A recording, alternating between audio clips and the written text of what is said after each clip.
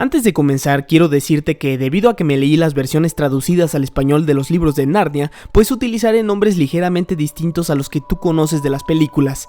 Es decir que en vez de Peter diré Pedro, en vez de Lucy diré Lucía, en vez de Andrew diré Andrés. No creo que esto te genere tanto conflicto porque al fin y al cabo la historia es la misma, pero igual aviso por si acaso. Ahora sí, comencemos. A pesar de que se dice que el año 1 es el momento en que Aslan creaba Narnia, la verdad es que antes de que todo eso existiera, había algo más. Para empezar, se dice que Aslan es el hijo del gran emperador Allende de los Mares, que es algo así como el dios de dioses, aunque realmente no se profundiza mucho sobre quién es él.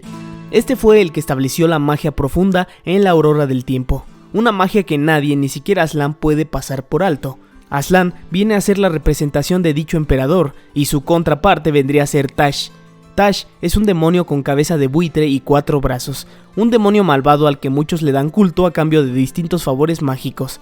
Los descendientes de Tash tienen como sufijo acompañado de su nombre la palabra Tarkán. Todos los Tarkán son por esencia descendientes del demonio Tash, aunque todavía no es momento de hablar de ellos. No obstante, todavía ni se creaba Narnia y ya había personas que habían viajado para esos lados. El mundo humano siempre estuvo lleno de portales que te dirigían para allá. Un personaje relevante en la historia de ambos mundos es una bruja conocida como la bruja Lefay, una bruja del mundo humano. No se sabe cómo, pero consiguió un poco de la arena de las tierras narnianas. Algunos piensan que esas tierras son en realidad del bosque entre los mundos. Esas tierras fueron guardadas en una caja y aquí es donde comienza la historia de Narnia. ¿Quién sabe si esa caja fue dada por el mismo Aslan, sabiendo que algún día sería utilizada por unos niños para llegar hasta Narnia? Porque se dice que al fin y al cabo uno llega a Narnia por Aslan y no por su propia cuenta. La bruja Lefay era tan inteligente que no soportaba a la gente ignorante. Solo tenía amistad con unos pocos y uno de ellos era un niño llamado Andrés. Antes de morir, la señora Lefay le dejó a Andrés la caja misteriosa con la arena de Narnia y le dijo que no la abriera y que la quemara ceremoniosamente. Andrés no cumplió con su promesa. Durante años se preguntó qué había dentro de la caja, temiendo que si se abría tuviese una reacción similar a la de Pandora. Investigó durante toda su vida y se dio cuenta de que aquella caja no podía ser ni egipcia ni griega, ni mucho menos romana. Se trataba de algo más antiguo. La caja, según Andrés, tenía que venir de la Atlántida, cientos de años más antigua que cualquier civilización de la Edad de Piedra. Andrés pasó por experiencias muy desagradables y aprendió de magia todo lo que pudo, hasta que un día abrió la caja encontrándose con puro polvo. Tuvo el cuidado de no tocar ese polvo y se dedicó a estudiarlo. Ese polvo tenía que venir de un lugar al cual se podía llegar únicamente como por acto de magia, y que el conducto sería la misma tierra. Experimentó y falló una y otra vez. Ensayó con conejillos de indias, y unos explotaron y otros murieron.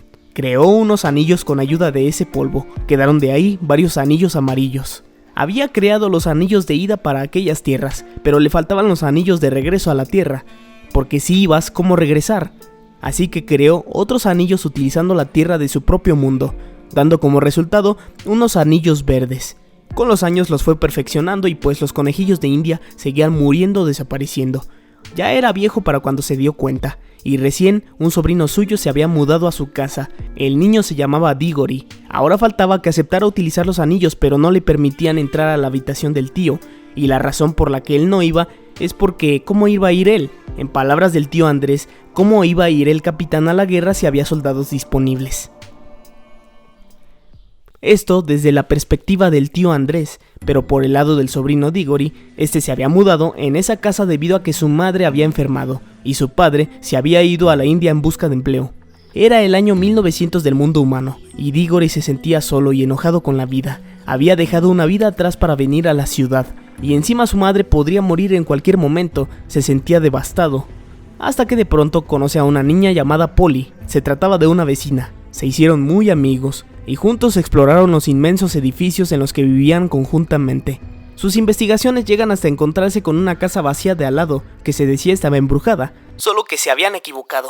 En vez de a la casa de al lado terminaron metiéndose a la misteriosa habitación del tío Andrés. Justo cuando se iban, el tío Andrés se aparece y a base de engaños los utiliza para continuar con sus experimentos. Supuestamente le regala un anillo a Polly, pero cuando ésta lo toca se desaparece de inmediato. Ahora, si Diggory quería rescatar a su amiga, debía tomar otro anillo amarillo y llevarse un par de anillos verdes para regresarse juntos. No tenía otra opción, El tío lo tenía chantajeado, y si no volvían pues total, pensaba el tío, un niño más, un niño menos. Diggory llegó a un bosque iluminado pero silencioso. Ahí estaba Polly recostada en el pasto sin acordarse de nada. Se trataba de un lugar conocido como el bosque entre los mundos. Estaba lleno de pozas y cada poza, utilizando los anillos, te dirigían a lugares diferentes. Al estar ahí les costó trabajo recordar por qué estaban ahí, pero en vez de regresar a su mundo decidieron investigar probando los anillos sobre las otras pozas. En una de esas llegaron a Charm, un sitio solitario y lleno de construcciones antiguas. No existía ningún resquicio con vida. Se metieron a un castillo que al parecer estaba lleno de estatuas con formas humanas, y hasta el fondo había una enorme campana. Diggory tocó la campana y con el sonido todo comenzó a destruirse, y de entre todas las estatuas, una de una mujer se levantó de su silla, y preguntó que quién había roto el hechizo. Diggory le contestó que él había sido. Enseguida se fueron corriendo del sitio antes de que se les cayera encima. Una vez afuera, ella les contó su historia. Charm era una ciudad antigua, la ciudad del Rey de Reyes. Era considerada la maravilla del mundo, quizá de todos los mundos. Se trataba de una dimensión aparte al mundo humano y al mundo narniano. A pesar de las guerras existía la paz. El rey pronto heredaría el trono a una de sus dos hijas. La mujer que se habían encontrado los niños se llamaba Jadis y era una de las hijas del rey. Ella pensaba que sería la próxima en el trono, pero al final decidieron que fuera su hermana. Entonces comenzó una guerra creada por la autoproclamada reina Jadis en contra de los fieles de su hermana. Para ganar la guerra, Jadis aprendió la palabra deplorable. Utilizar dicha palabra, que era un gran hechizo, implicaba que todos excepto el hechicero fueran destruidos automáticamente. La princesa Jadis lo preparó todo y pronunció la palabra deplorable. Se quedó sola pero viva en medio del reino, pero por el uso de su magia se quedó hecha piedra y solo despertaría hasta que alguien tocara la campana. Y luego de miles de años, Diggory la había tocado. Enseguida, a la reina Jadis le pareció que sería buena idea irse con ellos al mundo humano, y así poder seguir con su reino malvado. Intentan convencerla de que no vale la pena y quieren dejarla ahí, así que tocan los anillos justo cuando estaba distraída, pero aún así, ella los alcanza y se va junto con ellos al bosque entre los mundos. Llegados al bosque, ella se puso demasiado débil, como si el solo estar ahí le provocara la muerte. Luego tocaron los anillos verdes, para regresar finalmente a su mundo, pero la reina Jadis alcanza a tomar la oreja de Diggory, y en el mundo humano, esta recupera todas sus fuerzas. Habían regresado a su mundo, y ahí estaba el tío Andrés. La reina Jadis le dijo al tío Andrés que le daba el honor de ser su sirviente, y este aceptó, pensando en que quizá ella lo haría su rey. El tío se tomó un coñac completo, y luego rentó un carruaje para llevar a la reina a la ciudad. Al llegar al centro, la reina robó una joyería y se adornó completa. La policía los persiguió, pero no podían con aquella mujer. Y mientras que eso sucedía, Diggory solo pensaba el modo para regresar a la bruja a su mundo. La tocaba de los tobillos queriendo llevársela con los anillos, pero aquella se defendía dándole patadas en la cara. Aún así, sus esfuerzos no fueron en vano, aunque por desgracia no solo se llevó a la reina, también se llevó a la carroza con el caballo, al dueño del caballo, al tío Andrés, a la reina Jadis y a Polly. Además de un pedazo de faro que la reina Jadis había tomado para defenderse de los policías. Pero en vez del bosque entre los mundos llegaron a un sitio oscuro en donde no había nada, y no pasó mucho tiempo cuando de repente vieron a un enorme león acercándose mientras emitía un canto. La reina Jadis odiaba la magia que se sentía en el ambiente, que la superaba por mucho. Las estrellas subieron al cielo y la tierra comenzó a mostrarse de colores frescos. Luego siguió la hierba y los árboles. El león era el responsable de todo aquello. La bruja no soportó más y le aventó el trozo de faro que se había traído de la tierra, pero pese a esto, el león no cesó su paso, ni siquiera se dio cuenta de que lo habían golpeado. La barra de hierro cayó al suelo y se convirtió en un faro completo. Recordemos que la barra fue sacada de un faro. Al ver esto, el tío Andrés pensó que podía hacer grandes negocios, podría traerse partes de coches y se crearían coches completos. Al mismo tiempo que Diggory pensó que sería buena idea preguntarle al león que si había algún remedio para la enfermedad de su madre. Pronto salieron varios animales y es entonces cuando el león paró de cantar y chocaba su nariz con distintas parejas. Cada animal que tocaba con su nariz de pronto tenía la capacidad de hablar. Los animales chicos crecieron y los grandes se empequeñecieron. Incluso el caballo que se habían traído de su mundo comenzó a hablar. El caballo se llamaba Freson. Aslan continuó con su ceremonia y dijo: Narnia, Narnia, Narnia, despierta, ama, piensa, habla. y a lo lejos de entre los árboles aparecieron faunos, sátiros, enanos y otros seres contestando y diciendo: «Salvo Aslan, amamos, pensamos, hablamos y sabemos». Luego Aslan contestó que les daba todo lo que había creado, las tierras y los frutos, todo, también a los animales mudos, los ríos, las estrellas, y que se daba a sí mismo. Les pidió que trataran con ternura este nuevo sitio y que si no lo hacían volverían a ser bestias. Una vez que todo eso terminó, todas las criaturas comenzaron a reírse. Narnia había sido fundada y pronto Aslan estaría formando un consejo con los líderes del reino. Este sería el año 1 de Narnia. Una vez que toda la ceremonia terminó, Diggory se quiso acercar al león, al mismo tiempo que el tío Andrés se desmayaba, debido a que los animales no conocían la forma de un ser humano, pensaban que se trataba de un árbol, así que intentan rescatarlo plantándolo en el suelo, y lo gracioso es que sí funcionó. Enseguida, el león le preguntó a Diggory que por qué trajo a la bruja Jadis. El niño le dijo toda la verdad, que tan solo intentaban llevarla de regreso a su tierra. Luego de eso, Aslan le preguntó que si estaba dispuesto a reparar su daño. Diggory dijo que sí, y de inmediato le dio indicaciones para traer una manzana de un árbol lejano. Aslan le dio alas al caballo Freson y le pidió que llevara a los niños hasta allá, rebautizándolo como Volante el caballo. Y mientras que los niños comenzaban su aventura, Aslan bautizó al dueño de Freson como el rey Francisco, y de la nada trajo a su esposa de su mundo y la bautizó como la reina Helena. Estos reyes serían legendarios y más adelante los volveremos a ver. Aslan le dio sus coronas y les dijo que serían reyes de Narnia, y que sus hijos seguirían con el reinado de Archenland, un reino vecino pero aliado de Narnia. Ese reino sería fiel de Narnia hasta sus últimos días. Ya con la tarea en mente, los niños buscaron aquel árbol de manzanas plateadas, pero para su desgracia la bruja ya se había adelantado y se había comido algunas manzanas. Resultaba que esas manzanas daban vida eterna.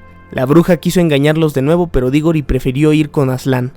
Ya con las manzanas y de regreso, Aslan le pidió que dejara la manzana al lado del río. Y no había pasado mucho tiempo cuando de pronto brotó del sitio un árbol de manzanas plateadas. El árbol era necesario para proteger a los narnianos de la bruja. Como ésta previamente se había comido algunas manzanas, iba a ser eterna en vida, pero también su dolor sería eterno. La fruta es buena siempre y cuando no se tome por voluntad propia. De momento estaba resuelto el tema de la bruja. Enseguida, Aslan le dio una de las manzanas a Diggory y le dijo que se la diera a su madre para que fuera sanada, y que cuando llegara a su mundo enterrara los anillos en un sitio en donde nadie los pudiera encontrar. Todo terminó, y al regresar a su mundo, Diggory le dio la manzana a su madre. A los pocos días, esta logró sanar por completo, y todo cambió desde ese momento. El padre de Diggory volvió diciéndoles que habían heredado la fortuna de un tío y que ya no serían más pobres. Después de aquellos eventos, el tío Andrés dejó de ser tan gruñón y se alejó de la magia para siempre. Y todo estaba bien. El único detalle es que resulta que Diggory había guardado el corazón de la manzana que le dio a su madre y la plantó en el patio trasero. De esta salió un enorme árbol que creció con el tiempo y que parecía estar vivo. Y años más adelante, Diggory utiliza la madera de ese árbol para construir un armario que puso en su casa de campo. Este fue el principio de todas las idas y venidas de Narnia. Entre los años 1927 y 1932 nacen los 4 hermanos Pevensie, que en un futuro serían los 4 legendarios reyes de Narnia. Se trataba de 30 años adelante en el tiempo, pero en Narnia habían transcurrido más de 1000 años. En el año 180 narniano se conquistan las tierras deshabitadas de Archenland. En el año 204, un grupo de detractores huyen y fundan el reino de Calormen. Calormen es un sitio desértico y sus habitantes son negros. Se les describe como seres absolutamente negros, y por ser algo malvados. En el año 300 Telmar es fundado por unos calormenes. En el año 302 Aslan transforma a los calormenes de Telmar en bestias mudas debido a su mal comportamiento.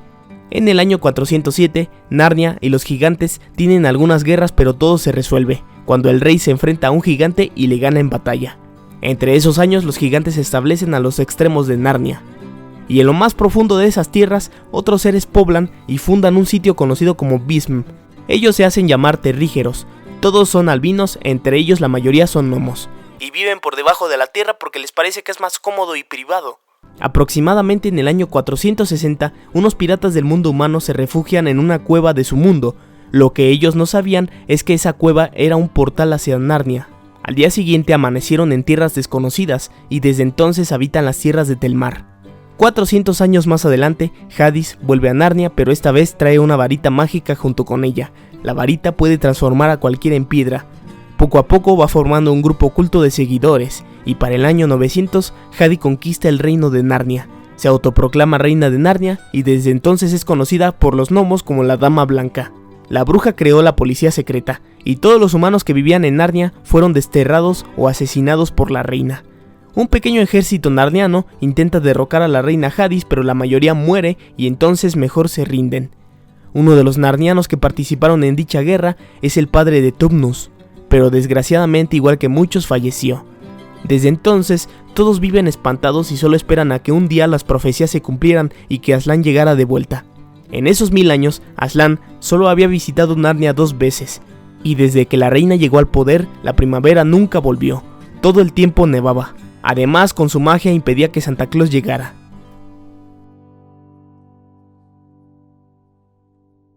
Todo esto era desde el punto de vista de Narnia, pero ahora, en la Tierra, Diggory se convirtió en un profesor y pronto su cabaña era visitada por miles de turistas que venían de todo el mundo. Había algo extraño con su cabaña, y lo que pasaba es que tenía un armario construido con madera del árbol que plantó hace muchos años, nacido a partir de un fruto de Narnia.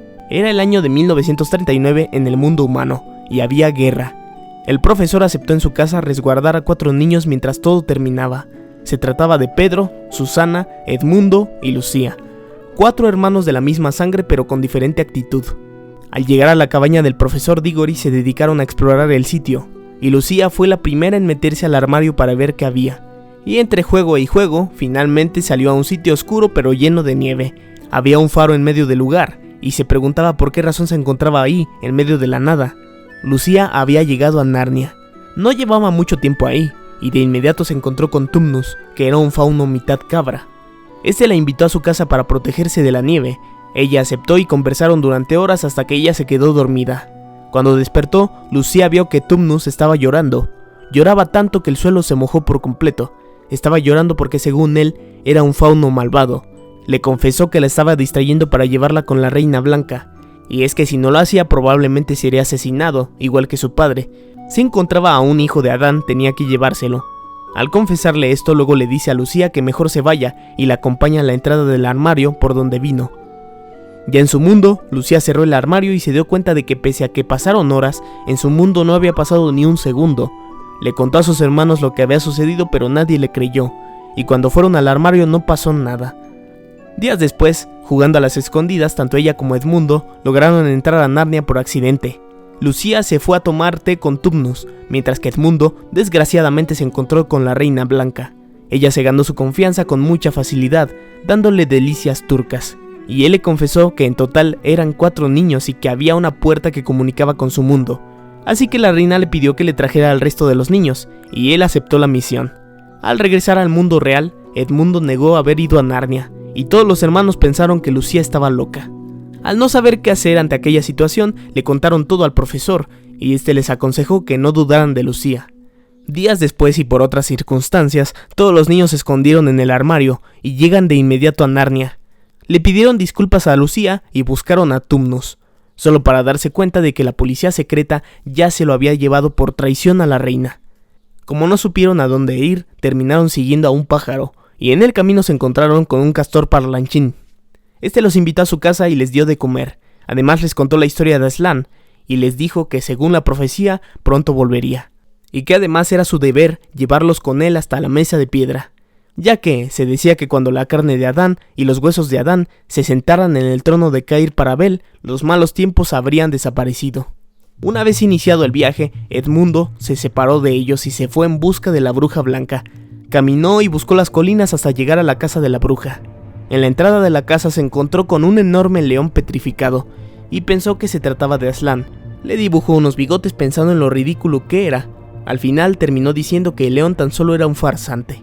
Ya en la puerta de la casa lo recibió un lobo gris llamado Fenris Ulf. Edmundo quería más delicias turcas, pero cuando vio a la reina de frente, ella se enojó mucho y le dijo que por qué no había traído a los otros niños. Pero se tranquilizó cuando este le confesó su paradero. Para premiarlo, la bruja le regaló un pan duro y rancio. Luego lo amarró y se lo llevaron como rehén en busca de sus otros hermanos. Luego incluso en el camino hasta le daban latigazos, nada más para variar. Para este punto, Edmundo había entendido que se había equivocado, pero claro, ya era demasiado tarde. Con la traición de Edmundo, pues el resto tuvo que apurarse y llegar a la mesa de piedra antes que la bruja. Se refugiaron en un agujero en la tierra, y al despertar vieron a Santa Claus y este les regaló varias cosas. A Pedro le dio un escudo y una espada, a Susana le dio un arco y un cuerno de marfil, y a Lucía le dio una botella de diamante con un tónico de curación y un cuchillo. Luego les dio comidas con sus platillos favoritos y gritó ¡Feliz Navidad! Ambos grupos se dirigieron rápidamente hacia la mesa de piedra, y conforme se iban acercando la nieve se iba derritiendo más y más. Ello simbolizaba la llegada de Aslan. Los castores y los niños fueron los primeros en llegar, y ahí estaba Aslan, rodeado de varios animales, de faunos y unicornios. Entonces pudieron hablar con el león. El primero y el más valiente en saludar fue Pedro. Le contó al león todo lo que había sucedido, y al escuchar esto, Aslan de inmediato mandó a hacer un gran banquete. Enseguida le dijo a Pedro que lo siguiera, y asomándose a lo lejos le enseñó el castillo donde sería el rey. Se trataba del castillo de Cair Paravel, y Pedro solo admiraba el sitio hasta que fue interrumpido por el sonido de un cuerno. Se trataba de Susana, que estaba en peligro junto con su hermana. Los lobos las estaban persiguiendo. En ese momento Pedro supo lo que tenía que hacer, y con mucho valor atacó a los lobos, y se la clavó toda al capitán. Le clavó la espada en el corazón. Al ver esto, el otro lobo se fue corriendo y Aslan le dijo a los animales que lo persiguieran. Para este punto de la historia, la reina Hadis ya sabía que irían por ella, así que para evitar que se cumpliera la profecía, decide matar a Edmundo. Solo que en medio de la oscuridad, todos los animales llegaron y lo liberaron. Para esconderse, la reina se convirtió en piedra y convirtió en tronco al gnomo que la acompañaba. Una vez libre, Edmundo le pide disculpas a sus hermanos, y todo parecía haber terminado, hasta que de pronto un gnomo se apareció diciéndole a Aslan que la reina Hadis quería hablar con él. El león aceptó siempre y cuando ella dejara su varita por detrás. Pronto, la bruja se acercó al león, y ésta le dijo que por las leyes de la magia profunda, tenían que sacrificar a Edmundo por ser un traidor de las tierras de Narnia. De no ser sacrificado, toda Narnia podría ser destruida por la magia profunda. Para evitar que mataran a Edmundo, Aslan aceptó ser sacrificado en su lugar, algo que puso muy feliz a la bruja. Nadie sabía a qué trato habían llegado. Únicamente Aslan le explicó con lujo de detalles a Pedro indicaciones para ganarle en guerra a la reina Hadis, y en medio de la noche se dirigió hacia la mesa de piedra sin que nadie lo supiera. Únicamente Lucía y Susana lo acompañaron, pero al llegar se escondieron y vieron cómo todos los aliados de la reina Hadis se acercaban. Amarraron al león, lo rasguñaron, le quitaron su melena, lo humillaron, se burlaron de él diciéndole que era una gata, lo amarraron tan fuerte que atravesaban su piel, le pusieron un bozal y luego la reina Hadis lo atravesó con una daga. Lo dejaron muerto y se dirigieron a Narnia para conquistar al reino completo. El león yacía muerto en medio de la mesa de piedra. Tanto Lucía como Susana se pusieron a llorar, liberándolo del bozal y limpiando su sangre. Incluso algunos ratones se acercaron para morder las cuerdas con que había sido amarrado, hasta que solo quedó su cuerpo en medio de la mesa. Este parecía ser el fin, pero de repente, la muerte de Aslan comenzó a trabajar en reversa. La magia profunda también decía que si un inocente voluntario, que no era traidor, era sacrificado, el acto de la muerte se revertiría y le devolverían la vida a aquel sacrificado. Aslan se sabía mejor las leyes de la magia profunda que la bruja blanca. Entonces el león se levantó más brillante y fuerte que nunca. Desde ese día los ratones que lo ayudaron a desatarse comenzaron a hablar, y con mucha felicidad Aslan corrió a toda velocidad en busca de la reina Hadis. Se llevó a las niñas montadas en su lomo y jugaban juntos rodando por el suelo hasta que llegaron a la casa de la bruja. Aslan sopló sobre las estatuas que tenía en la entrada y pronto todos esos animales volvieron a la normalidad. Las criaturas corrían y bailaban alrededor de Aslan. También liberaron a Tumnus y la guerra había comenzado en Narnia. Edmundo participó activamente quitándole la varita a la reina, y eso permitió que luego Aslan se le aventara encima con toda libertad. Lucía atendía a las heridas de todos con su tónico, y cuando todo terminó, el grito de las gaviotas se notaba a lo lejos desde el castillo de Cair Paravel. Aslan había nombrado a los nuevos reyes. Esa noche celebraron como nunca lo habían hecho, y entre tanto, Aslan se fue. Luego de la guerra, los 4 reyes acabaron con los últimos vestigios de la bruja blanca. Establecieron alianza con países vecinos. Pedro fue llamado Pedro el Magnífico. La reina Susana era muy cotizada entre los varones. Edmundo era conocido como Edmundo el Justo por sus buenos consejos, y Lucía era una joven alegre y todos querían que ella fuera su reina. Tumnus llegó a crecer tan viejo como pudo. Pasaron muchos años, y se hicieron amigos sobre todo del rey Lune, del reino vecino llamado Archenland. Y aquí comienza otra historia, la historia de Shasta. Los niños no se van a su mundo sino hasta después de esta historia, y por accidente.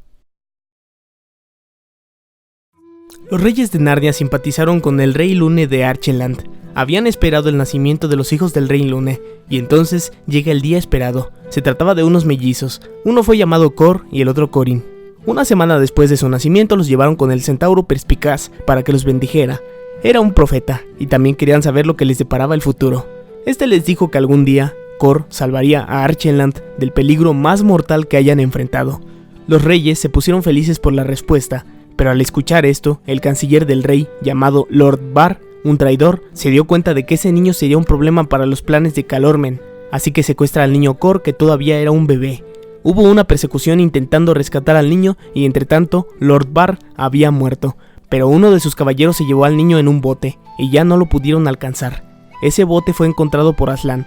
El caballero murió de hambre para que el niño viviera. Pasaron muchos días y gracias al empujón de Aslan, el bote fue encontrado por un pescador en las orillas de Calormen. Este pescador lo bautizó por el nombre de Shasta. Era obvio que no era su hijo, ya que él era blanco y el pescador era negro, pero igual siempre quedaba la duda. Mientras que la vida de Cor, o sea la de Shasta, era bastante miserable, su hermano Corin se encontraba disfrutando de los beneficios de ser un príncipe. Los reyes de Caer Paravel se hicieron muy amigos del niño Corin, pero su hermano Cor trabajaba sin parar y no conocía el mundo más allá de la playa. Hasta que un día llega un Tarkán, o sea, un noble de las tierras de Calormen, y le compra al niño al pescador a cambio de 70 crecientes. Cuando Shasta escucha esto, de inmediato quiere fugarse, y se encuentra con el caballo del Tarkán, que resulta que era un caballo narniano. El caballo se llamaba Bree y podía hablar. Nadie más que el niño lo sabía. Juntos escaparon del Tarkán y se aventuraron hacia Narnia. Shasta tuvo que aprender a montar caballo siendo enseñado por el mismo Bree, y en el camino se encontraron con Aravis y con su yegua Hawin. Aravis era una Tarkena, hija de un gobernador de Calormen. Era una noble que había escapado de casa debido a que prefería 1000 veces eso a tener que quedarse y soportar su matrimonio arreglado por su padre. Al principio no se cayeron muy bien, pero con el tiempo fueron congeniando mejor. Al fin y al cabo la misión de ambos era llegar a Narnia. En todo el camino Aslan guió los pasos de Shasta, solo que este nunca lo supo. Aslan siempre estaba escondido o lo defendía de otros depredadores. Siempre le dijo por dónde tenía que ir y siempre fue útil para él. Era el año 1014 narniano, y mientras que Shasta se dirigía a Narnia buscando una mejor vida, la reina Susana era cortejada por el príncipe Rabadash, hijo del actual gobernador de Calormen. Pero ella no quería casarse con él, le había parecido simpático, pero cuando fue a su reino se dio cuenta de que era un tirano con sus súbditos. Edmundo, Susana y Lucia se encontraban en Calormen. Eran invitados de honor del príncipe Rabadash, que quería convencer a Susana para casarse con él. También se encontraba con ellos el príncipe Corin, pero se había escapado. Casualmente, mientras buscaban al príncipe Corin, los hermanos se encontraron con Shasta, y como eran idénticos, pues pensaron que se trataba del mismo. Esto retrasó el viaje de Shasta, pero le permitió conocer a su hermano, aunque no supo que se trataba de su hermano en ese momento. Para él, era inimaginable que algo así fuera posible. Cuando Shasta se volvió a encontrar con Aravis, esta le contó que había escuchado los planes del príncipe Rabadash. Tenía planeado conquistar Narnia y casarse con Susana a la fuerza.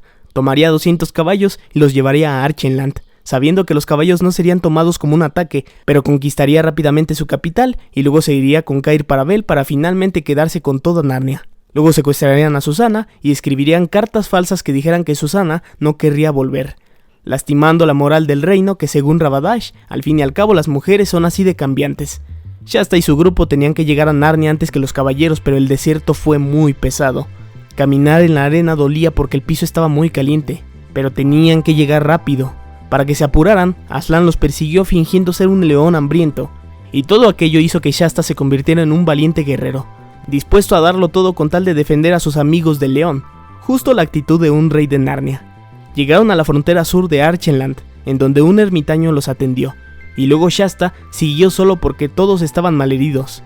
Primero se encontró con el rey Lune, quien lo confundió con el príncipe Corin, pero le alcanzó a avisar antes de que llegaran los caballeros de Calormen, y entre tanto Shasta finalmente se encontró con Aslan, quien le confesó haber sido él el responsable de traerlo hasta Narnia. Todo estaba listo, y los reyes de Caer Paravel estaban reunidos y listos para el combate. Edmundo peleó directamente contra Rabadash, y de poco en poco el ejército Calormen terminó disminuyendo hasta que ganaron. Capturan al príncipe Rabadash, Y ya con Aslan en Narnia, Rabadaish es convertido en burro. Y luego le dijo a Aslan que si quería volver a ser como era tendría que ir al templo de Taish en sus tierras. Si se alejaba mucho de ese templo se convertiría en burro nuevamente. Luego de eso Aslan se fue. Y desde entonces los Calormenes se calmaron y fueron un gobierno pacífico. Y el reino de Archenland fue heredado al príncipe Kor, o sea a Shasta, y cuando crece se casa con Aravis. Peleaban y se reconciliaban tanto que casarse era una forma ideal para seguir haciéndolo cómodamente. Corin estaba feliz por no ser el rey, ser rey le generaba mucha angustia. Kor se convirtió en el mejor peleador del reino, se ganó el título de Kor, Puño de Trueno, y fue un gran rey. Un día, en el año 1015 narniano, en medio de una cacería, los 4 reyes de Cair Paravel vuelven a su mundo por accidente. Lo único que quedó en el sitio fue el cuerno de la reina Susana, que fue guardado de generación en generación por los gnomos. Pasaron más de 500 años y se experimentaba una gran paz, y eso que ni Aslan ni los niños se volvieron a aparecer en ese lapso de tiempo.